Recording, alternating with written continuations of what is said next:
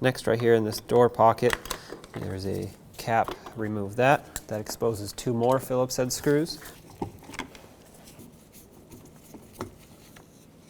Now you can lift this up, flip it over, unplug the lock switch. Sometimes you might need a pick or a screwdriver to help you out.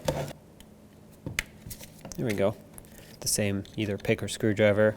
Press in on the side here. It'll have 2 tabs that lock it in. I'm pressing down on the switch at the same time. And once you have both of them pressed out, the switch will fall out the bottom. Here's the old one. Take your new switch and clean out any debris that might be in there. Slide it down, make sure it clicks. Let's reconnect it. Make sure that clicks. Slide all the wires into the door and then hook in the front of this switch panel first. Press the rest of it down. Now let's put in the 2 mounting bolts.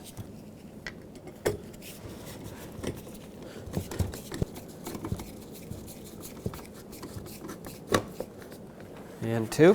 Don't forget about this little cover.